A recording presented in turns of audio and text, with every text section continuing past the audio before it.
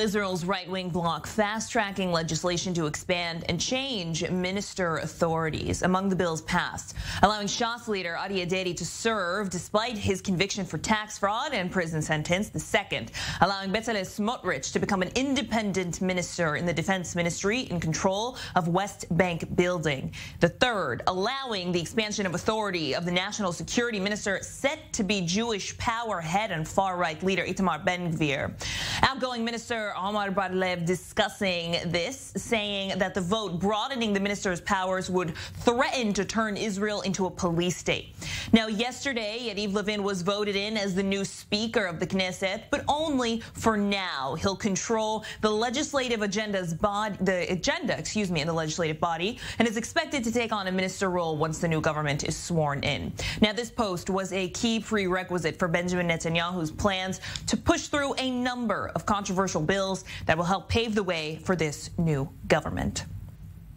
Let's bring in Shai Bazak, political strategist and consultant and the former media director and spokesperson for Benjamin Netanyahu, live in studio with us. Shai, good morning. Around a week left for Benjamin Netanyahu to form this government. 4 bills passing yesterday. One for Itamar Ben-Gvir, Bezalel Smotrich, Shas leader Aryeh Deri, and the 4th bill, a bill to make it harder for members of the political factions to split into other political parties. Now, what will happen the day the government is sworn in? Give us a wrap-up of yesterday.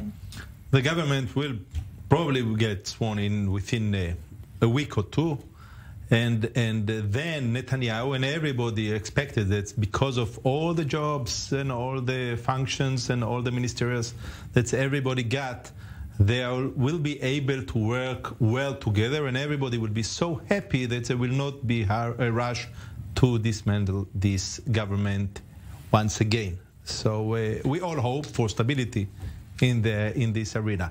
Now, there are lots of concerns in the Israeli public because of all the law that you just explained, because of the first in the history of the state of Israel a coalition coming only from the right wing and some extreme right wing and ultra-Orthodox.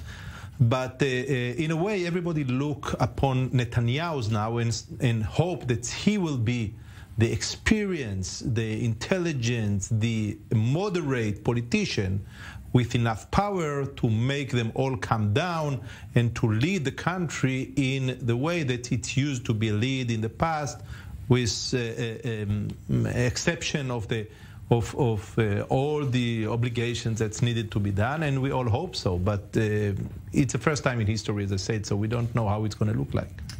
Well, in the outgoing government, there also was a minister in the defense ministry, an independent post, and the incoming government says that Itamar Ben-Gvir is coming to deal with a specific problem in the West Bank, but the bills passed are driving a lot of criticism from the Israeli public. What would it mean for him to have this sort of power grab over the police? What would it mean for the situation in the West Bank? So it's two different things. So one, they give a bill that gives Smotrich, the other guy who's going to be the Minister of Finance, also to become a minister in the defense ministry and to be in charge of the Jewish settlements in a way of some civilian matters.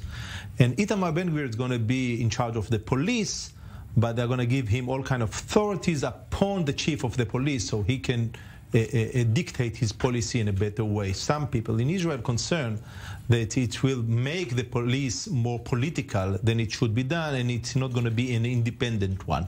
The other said that the police needs some shake-up because they kind of didn't deliver what they had to deliver.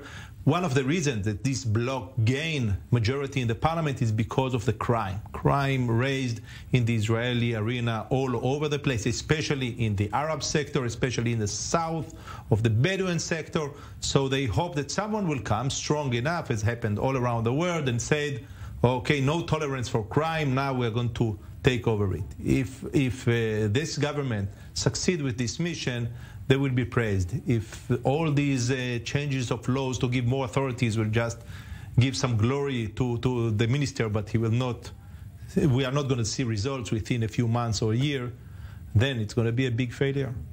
Shai Bazak, political strategist and former media director and spokesperson for Benjamin Netanyahu. Just 1 week away from Netanyahu's mandate expiring. Thank you, Hamda.